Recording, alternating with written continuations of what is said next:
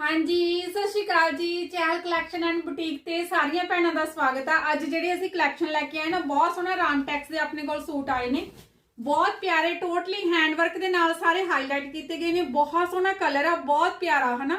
3 colour उपर ये वाला डिजाइन अपने कोल आया। प्रिंटिंग चेक कर लो, नाल इहदे 3 मीटर की बॉटम मिलूगी प्योर पशमीने की, बहुत प्यारी बहुत सोहनी 2.5 तो प्लस होगी जानी कि बॉटम।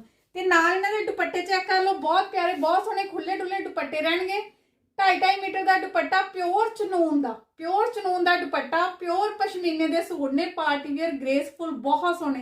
3 कलर उपर ये वाला आए ने अपने को। ये वाला डिजाइन 3 कलर उपर होगा। एक ये कलर मिलूगा थानू पर्पल कलर, ये भी बहुत प्यारा बहुत सोहना कलर रहूगा जी।